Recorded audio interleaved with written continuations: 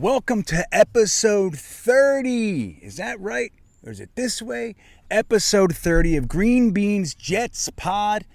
Again, I'm, as always, so happy to be here with you. I am way up north, man. As far north as some people have ever ventured. I'm sure of it. I am just outside of Buffalo, New York.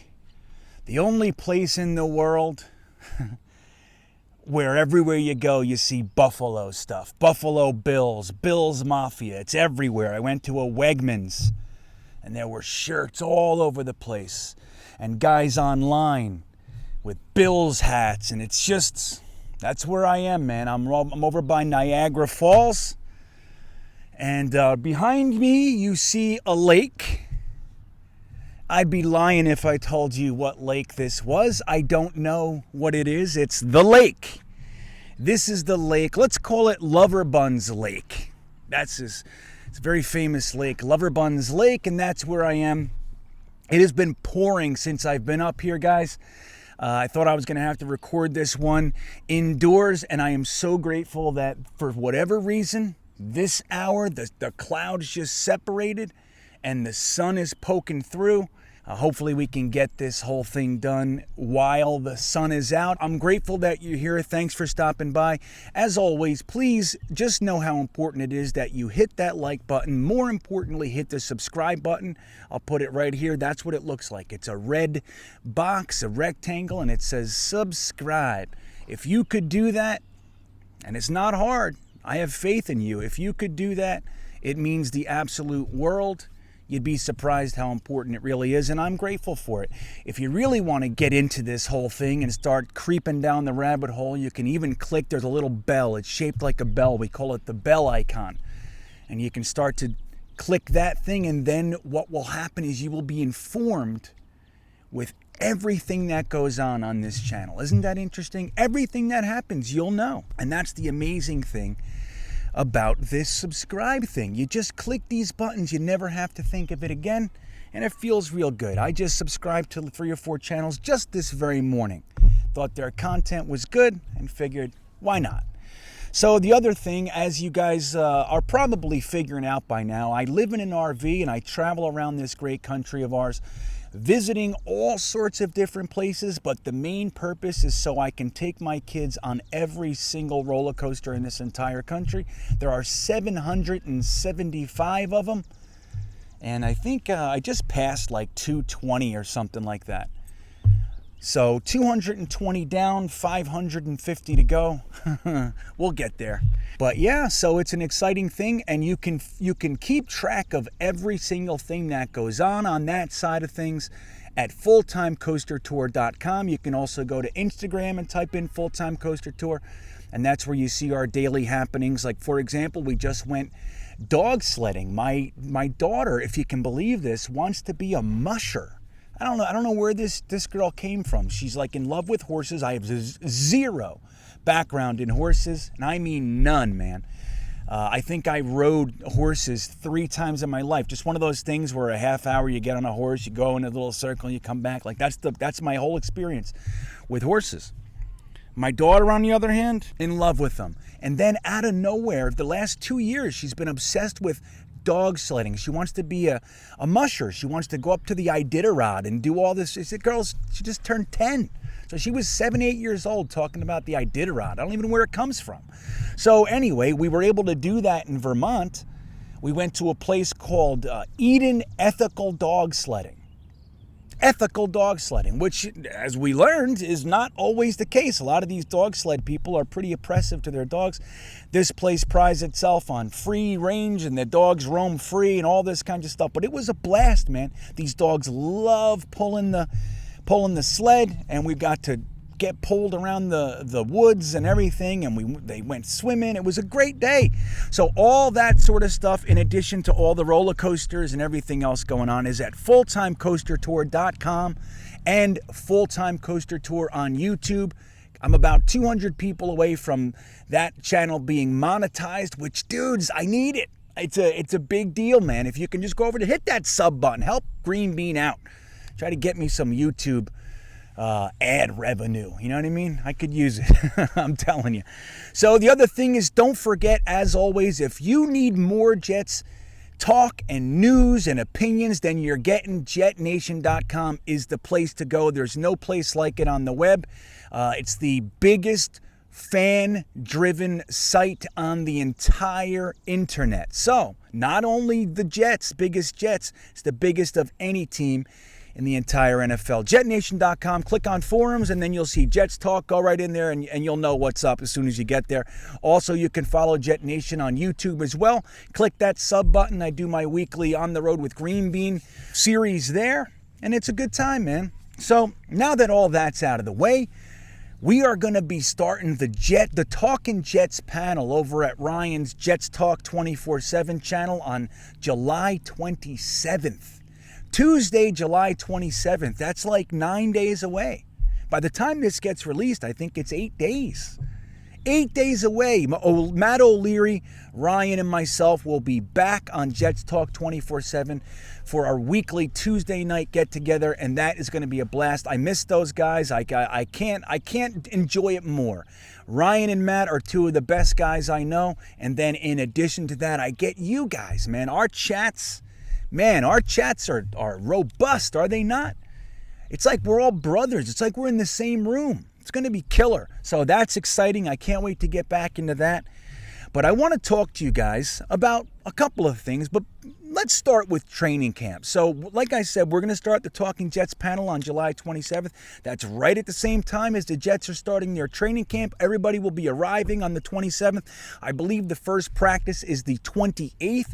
The Jets have recently announced that a series of practices are going to be open to the public. Isn't that amazing? We got August 2nd, August 4th, August 7th is the green and white scrimmage, which I'm looking at the website right now.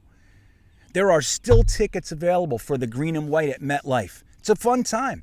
I went to the one, it was over in Hofstra. It was the first year for Herm Edwards.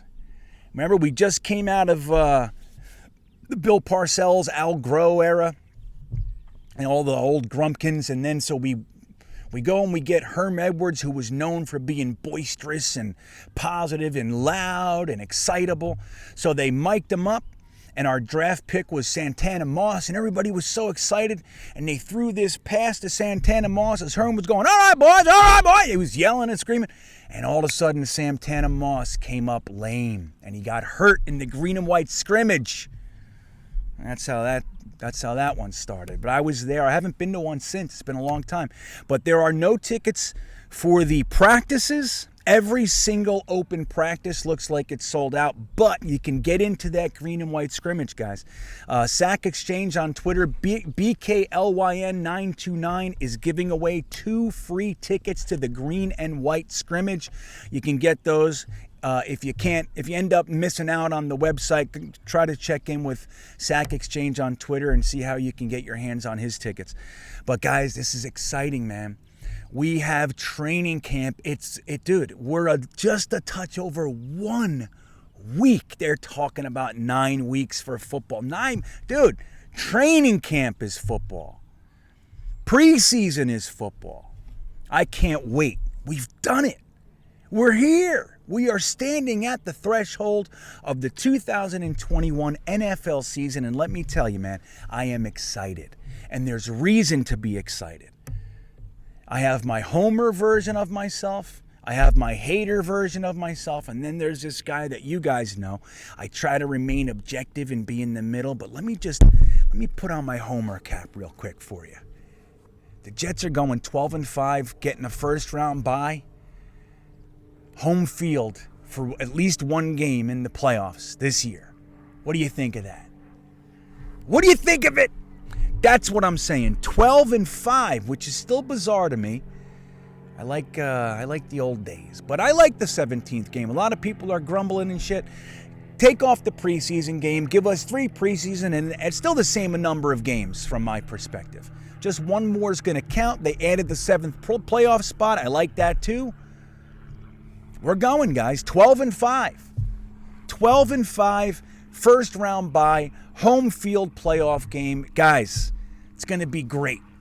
It's going to be great. Now, let me turn on my homer hat. Are you kidding me? We were 2-14 last year. We have a whole roster full of kids. I got a first-time rookie head coach, rookie offensive coordinator. We don't know what these guys are going to do. We have a quarterback. He's never played an NFL game. He's got wide receivers he's never played with. Our offensive line is brand new. Mekhi Becton can't stay healthy. Look at our cornerbacks. Who's playing quarterback? We got Bryce Hall. Okay. Got Bryce Hall. Blesson Austin. He's not an exciting guy. Who else? Isaiah Dunn? The guy's an undrafted free agent. What's everybody losing their mind for? He was running around in shorts. Let's see when they put a helmet and shoulder pads on him. Let's see what he can do when covering guys like Elijah Moore and Corey Davis and all that. Denzel Mims, 6'3", jumping all over him. Who else? What do you got? Brandon Eccles, Jason Pinnock, Michael Carter II, Javelin Guidry, Lamar Jackson. Dude, 3 of those guys are undrafted free agents. The rest are late round picks, 4th and beyond. Right? They're a collection of 5th and 6th round picks. Who's playing linebacker? Is CJ Mosley really still here? He's played 3 quarters for us. So you see what I'm saying? I'm telling you, we're going 12-5. I'm telling you, you're out of your friggin' mind. So it can be like that, boys.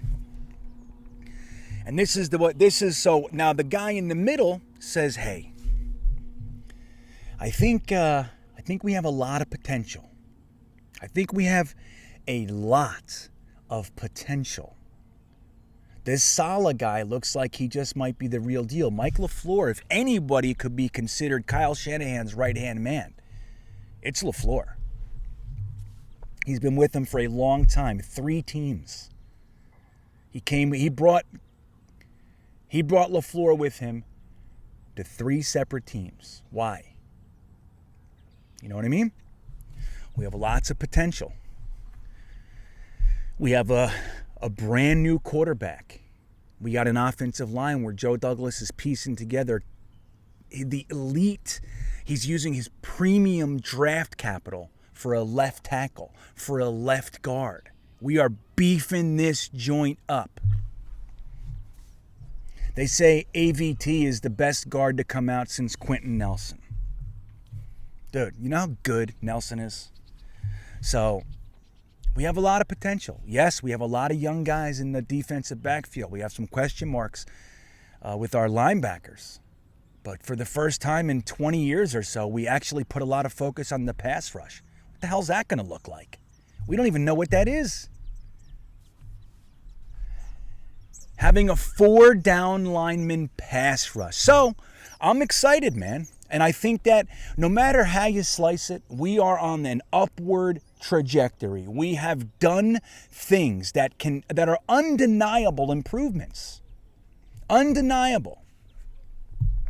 How can anybody say that Robert Saleh, Mike LaFleur, Ulbricht are not a better combo than 2 head coaches, Greg Williams and Adam Gase, Dowell Loggins, who's an offensive coordinator in name only, man. He'll never be an offensive coordinator again. I think right now he's a consultant or an advisor, something like that. They don't want him having any responsibility. Where's Adam Gase? We heard these rumors that he was going to get signed by Seattle, which was funny if that happened. But that wasn't. We saw the Patriots. We were all worried Bill Belichick was going to take Adam Gase. Take him. I don't see anybody taking Adam Gase. Maybe some college ranks, some low-level, schools that, I don't know. Maybe even Nick Saban. Who knows? Somebody that knows him. He's going to need to pull a friend card or something.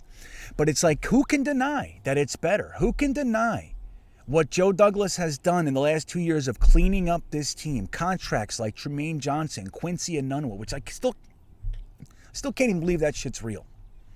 We gave a guy an extension with injury guarantees. We let him negotiate injury guarantees while he was on injured reserve. That's what we're talking about. Who can deny what Joe Douglas has done? He's cleaning a bell, right? Look at that albatross. The only contract he can't clean up is C.J. Mosley. And hopefully he comes out and lights up the offensive running backs and shit. Hopefully he can still play. Looks like he can. He's young. So, but what Joe Douglas has done, no longer are we seeing guys like Jamal Adams, Tremaine Johnson talking trash. No longer are we seeing old running backs get 3.1 yards a carry. Like, we're not seeing that. Now, granted, we haven't seen anything, right? But I'm just saying, like, you're not seeing that mentality being dependent upon free agents. We're not even bringing cornerbacks in because we like our young guys so much. We want to see what's going on. And that'll bring me to something. As I sit here excited, and I'm telling you, I don't see it as realistic that anyone can say we have not improved dramatically, both with the cleaning out, the reorganization, the restructuring with the reporting hierarchy of coaches, GMs, and owners, the medical department, development style coaches, talent, character. Anybody saying that that's not real isn't looking. Now, where they do have a case is we don't know what it's going to mean. We don't. But it's hard to put that many positive things in a row and not have it affect you positively. Positivity.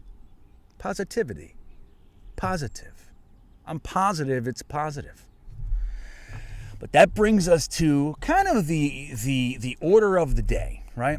Now, we've been talking about this one for a solid week, and this is why I've chosen to bring it up again. Because we've been talking about it for a solid week and change now. We've made videos about it. I've talked to, hundreds of you about this. We've done live streams. I've listened to other people's content. O'Leary, Jake Assman. I've listened to Boy Green. Everybody. And I've heard all of the complaints about this Marcus Maye situation. I've talked to so many people about this, and I've consumed... Come on with this fucking guy.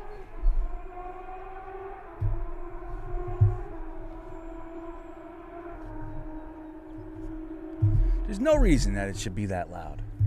It's bullshit. Where the fuck's he going? He's not even gonna, he's gonna continue. So I've consumed so much content, so many opinions, and I've been thinking myself, of course, with this Marcus Maye situation. And I've made a decision for myself. I have an opinion now. I took the objective middle road, being considerate of all sides. Yes. That's interesting. All right, I didn't see it that way. I didn't think about that. I've done that. I've done it all. I remained open. My ears were open, and I listened to all of it. And I've heard the complaints. I've heard all the negatives, and I've heard all the positives for the situation that we are in, and I have an opinion. And I'm firm on it now. That doesn't mean new information can't come in and change my mind, but it does mean that I haven't heard anything else that could possibly change my mind. So let's just rehash quickly. We have a safety named Marcus Maye. He's been with us for a few years. He's done with his rookie contract. We couldn't get a long-term extension done with him, and we franchise tagged him. Throughout that franchise tag, there was a period of time where we could negotiate a long-term deal, and that hasn't happened. Joe Douglas came out publicly, unsolicited, said after the draft, Marcus Maye is our priority. A Marcus Maye extension is our priority, so that gave us hope. But it didn't happen. Prior to that, Marcus Maye's agent has come out and say that the Jets were doing Marcus Maye dirty, that he was their best player, switched positions in a contract year, and the Jets don't know how to take care of their own. That was a few months ago. Now this week, Ian Rappaport comes out and says, he has all this brand new information, and he says, it doesn't look like the Jets and Marcus Maye are going to get something done because the Jets lowballed him. They gave him a 20% lower than the franchise tag, which is standing at $10.6 million a year. The word is that the Jets came in at 20% less than that, so let's say $8.6 million. 8.7 per year. That's what we hear. Then Marcus Maye's camp gave a counteroffer. The Jets never answered it, is what we've been told. We didn't even answer. So the Marcus Maye camp pulled the offer from the table, and that's where we sat. Then the deadline came and went, and now there's no more negotiating possibility for the remainder of this year. So Marcus Maye has to either play on the tag or hold out and do a bunch of stuff. But I don't see why he would do that, because it's just penalties. There's nothing else that can be done, from if I have that correct. So that's where we stand. Now, a lot of people are saying Joe Douglas is good. Stand pat. A lot of other people are saying Joe Douglas doesn't know how to take care of his own. He has not extended one New York Jets player up to this point. And he's being both cheap and he's being dishonest. All right? Those are some of the complaints. He's being dishonest. He's being cheap. He doesn't know how to sign his own players, and he's screwing people over, and the team is going to go south morale-wise because Joe Douglas is handling this incorrectly. Okay? Do I have it all right? So another complaint born out of what I just said is that the optics of this are that nobody's going to want to come to the Jets because Joe Douglas doesn't know how to take care of people. Right? Fair enough? So I think that's about it. That's about the whole situation. So here's what I want to say. Here's my opinion on it. And like I said, it wasn't always this way. Like, I've been considerate of everything. I listened. I'm on the side now that, number one, I think that when an agent does this, because look, we didn't get confirmation that Eric Burkhart is the source for Ian Rappaport, but that's what I believe. I'm choosing to believe it. I'm pretty certain of it. And that's just what I'm basing it on. I don't have necessarily the proof, but that's what I believe. That's what's going on, because we've seen this stuff before. Number one, Eric Burkhart is not afraid to go to the press. He's done it numerous times. He's not afraid to throw people under the bus. He's not afraid to be like kind of shitty about it. He's not afraid to do that. He'll throw anybody under the bus if it serves his purposes. And his purpose is to try to get Marcus Maye as much money as he can. That's his job.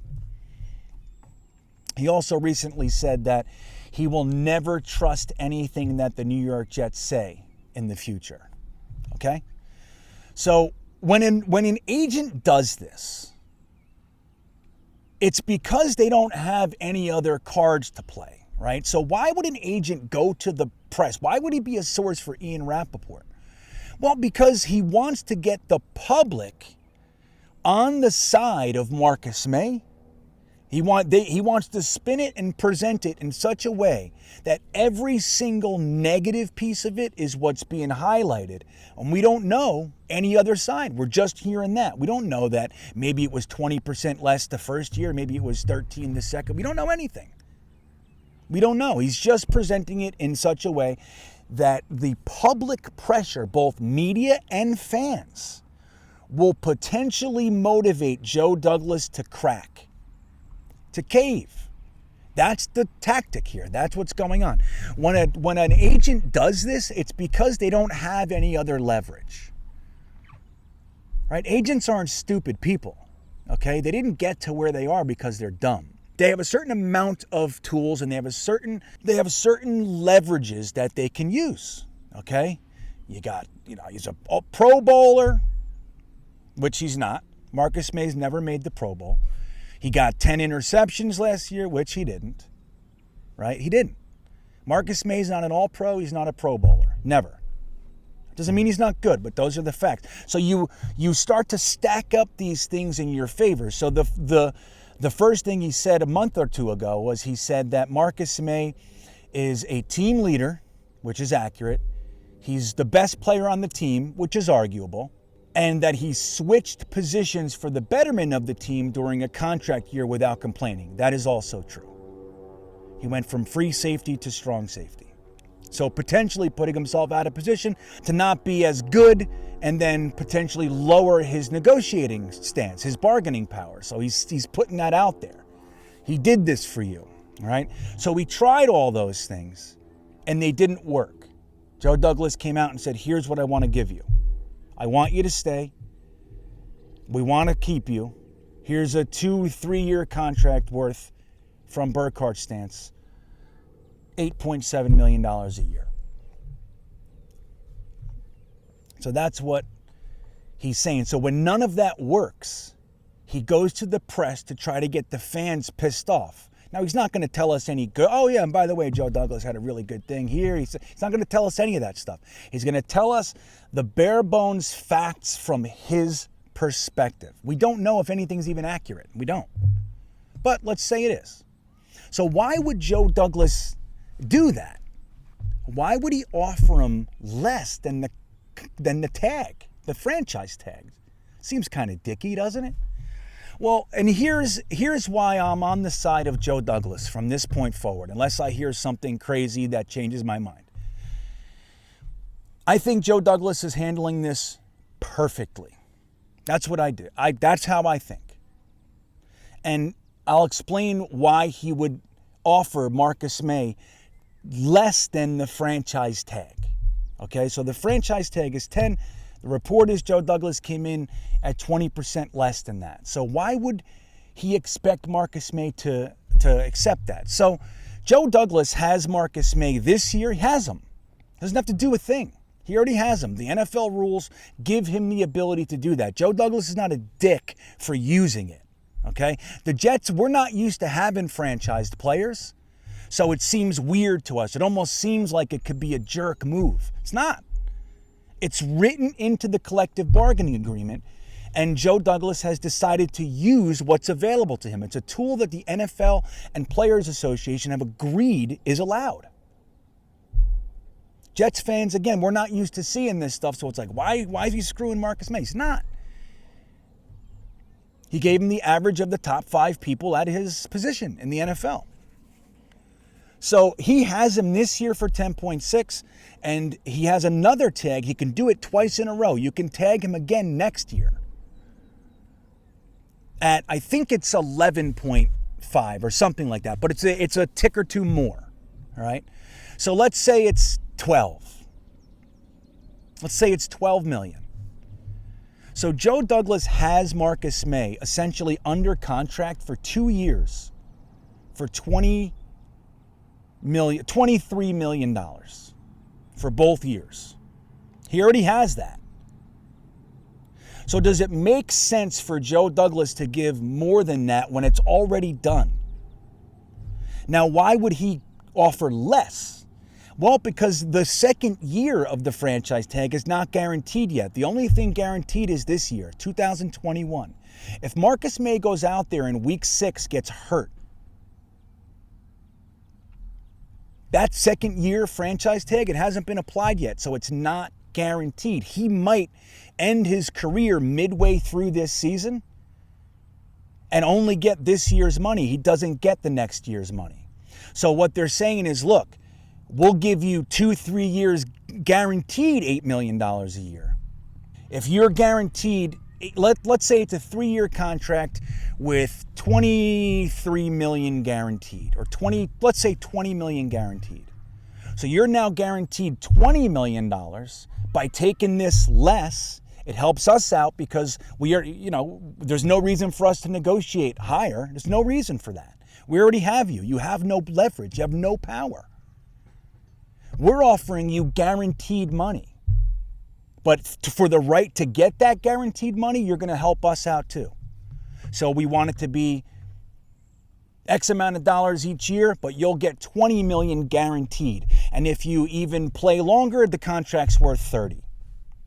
Something like that, right? Obviously, my numbers are not firm. I'm just giving you examples. So that's the theory. That's the mindset. I will give you 3 years at $8 million a year and will guarantee 2/3 of that, or 80% of that. Or you can get a little bit more with the 2 years of franchise tags, but if you get hurt or something, you're screwed. So let me ask you, why would Joe Douglas feel it's necessary to give more than the $23 million that he already has Marcus Maye for? Does it make sense to do that? When would it make sense? When the player is absolutely, unequivocally outplaying his contract. Then it could make some sense, right? It could. Let's say Marcus Maye got 10 interceptions last year, 3 for touchdowns, something like that. He was an undeniable necessity for this team. Cannot move forward without him. He's Ed Reed. He's Troy Polamalu. You can't move on without him. He's the soul of the defense. Then you have a point. But is that what we're seeing? No, of course not. So when else would it? So here's the main complaint coming out of Jets fans. It's that the perception of this is going to be negative for the long term for the New York Jets, Joe Douglas and the New York Jets' ability to sign quality players moving forward. Because clearly we like to say one thing, do something else, and screw over our best players, a la Jamal Adams, Sam Darnold. We lowballed Robbie Anderson maybe, but we don't know what happened there either. Don't forget, Robbie Anderson hated Adam Gase. So, not to get down that friggin' rabbit hole, right? So it would make sense to do that if that pressure was legitimate. Let's say he was getting 10 interceptions and Joe Douglas was lowballing him, giving him, $8 million a year. People would be losing their minds. But that's the big complaint, is that somehow this is going to negatively affect the Jets' ability to sign quality players moving forward. Forgetting that it's a safety. He's not a top 3 safety. I know PFF is saying he's top 6. That's great. He's a damn good football player. He is. And I want to keep him. I want to make sure that that's stated too. I'd like to keep him. But Joe Douglas is saying, I will keep you if it makes sense to do so. You do not have me over a barrel. It's quite the opposite, actually. I have you for 2 years at $23 million. None of it's guaranteed. Only 10 of it's guaranteed. If you want to work with us and get more guaranteed money, it's got to make sense. You're at a position of low value. And let me tell you this. Did you guys know that last year's safety class was one of the weaker ones in recent NFL history? There were 21 safeties taken in last year's draft, no first-round picks, and only 3 in the second round. The rest were 3rd, 4th, 5th, 6th, 7th round safeties. I think we took 3 of them. At least that's how they were. That's how they were marked down on the draft boards of the networks we watched. So without the Jets taking Jamian Sherwood, Nasruddin, and I think Eccles was also said to be a safety for Michael Carter. Without those, there would only be 19 safeties or 18 safeties taken. 19, 20, yeah, 18. So last year's safety class happened to be weak. Guess what? This next year, 2022, it's already being said that this is one of the strongest safety classes in recent memory. They're talking about anywhere from 2 to 4 first-round safeties next year. Okay? They're talking about a batch of anywhere from 5 to 8 safeties in the first 2 rounds. Now, of course, we didn't play the season. We don't know what's going to happen. We don't know. But that's what's being said about next year's class. So again, that removes leverage from Marcus Maye's camp. He's asking for $13, $14 million a year guaranteed or whatever it might be. Joe Douglas is saying, dude, I have 2 franchise tags to use on you, both of which are collectively they're less than what you're talking about. And I don't even have to guarantee 2022. Plus, on top of it, I have 2 first-round picks, 2 second-round picks, and a third-round pick. I can get a safety that's more than likely going to be better, but definitely cheaper than what you're bringing to the table next year. And I can still franchise tag you, so you can groom the guy that I'm bringing in. This guy, the top safety in the class as it stands now, is out of Notre Dame. Okay? Kyle Hamilton, 6'4", 221 pounds, a thumper who can pick off the ball. Great coverage, great tackling, everything. They're talking about him being a top 5 pick next year. They might even be talking about him being the 2nd overall player in the entire draft. That guy's going to be there. You got guys like Brandon Joseph out of Northwestern, Tyke Smith out of Georgia. The one I like, Jordan Battle. I think that's him. Bubba Bolden out of Miami. So anyway, there's a lot of guys coming out next year where we could just flip this whole thing and pay them $3 million a year.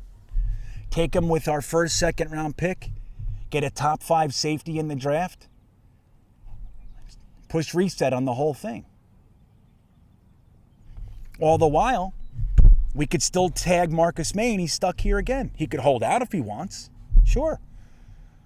But that's the thing. It's like when you're negotiating, you have to be willing to do certain things. You cannot have a hard line all the way across when you have no leverage. Believe me, I've been in that situation. Trying to negotiate up doesn't work. When you're starting to appeal to the people being nice to you, or asking them to care about like your family and stuff like that. That's not a negotiating position. So this is why I'm 100% on Joe Douglas's side. Now, my emotions, I'm going to tell you, I don't love it. I don't. I would love to believe that some of these guys that we've been rooting for the past 4 or 5 years are worth a shit. I would. I'd like to believe that something out of that era of Idzik, McCagnon, Bowles, Gase, Williams, I would love to think that something from there is worth giving a chance, worth keeping around. I thought maybe it was Jordan Jenkins. I obviously thought it was going to be Sam Darnold and Jamal Adams and Robbie Anderson. Right? Jordan Jenkins, all these guys. Demario Davis, who's, come on, we had him twice. It would be nice to have him around. Something, man. Looks like Quinnen Williams, Fadukasi, those guys. Okay, good. At least we got them. Maybe. But we're talking about a safety who's a little bit of an above average safety, probably. Very talented man.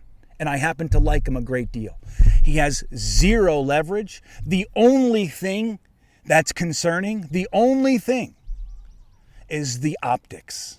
And Joe Douglas, as we're learning, does not care. He does not care about what anyone thinks. He knows what he's doing. He knows his budget. He knows his limits. He knows what he's willing to do. He knows what makes sense and what doesn't. A bad GM gets all caught up in the emotions of this and says, you know what, but he's been such a good guy. Let me give him $13.8 million a year.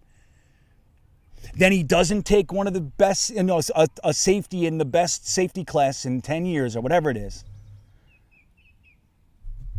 You know what I mean? And then we're playing behind, and then we can't sign Quinnen because we're giving too much money to safeties and linebackers. There is a process here, my friends. With all due respect, if you're not Ed Reed or Troy Polamalu, your safety is not a priority position. It's not a premium position. It's not. Look, man, some of my favorite players in history are safeties. Even with the Jets. Guys like Eric McMillan. Guys like Victor Green. I loved Kerry Rhodes before he flaked out on us. I loved Lonnie Young. Remember Lonnie Young? Ronnie Lott. Ronnie Lott is like top 5 players of all time for me. Like my favorites. I loved Ronnie Lott. I loved the way Polamalu played. There's a lot of good safeties, man. It's one of the positions that when played right, played well, I love. It's my kind of position. But that doesn't mean it's a premium position. You can replace Marcus Maye rather easily, especially right now. And don't you think for one second that Joe Douglas isn't aware of this. He was aware of this safety class 2 years ago. He's playing the long game.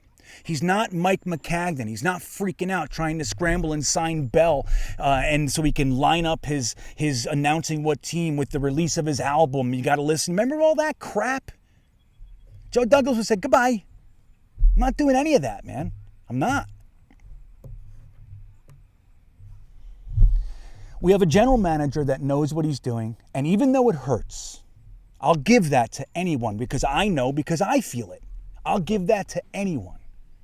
But just because it hurts doesn't mean it's the right thing to do. I remember when Jamal Adams was traded, that 3-day period just post that trade, there were at least half of our fan base lost their minds. Joe Douglas sucks. He just gave away our best player, and the team is now worse. We have to wait 3-4 years for these guys, these draft picks, to ever even contribute. Remember that? Please comment in the comments below if you still think that Jamal Adams trade wasn't beautiful or even just the right thing to do. Please. Let me know in the comments, not so you can be attacked, because I want to hear that position. I do not have that. I loved the trade from the minute it happened.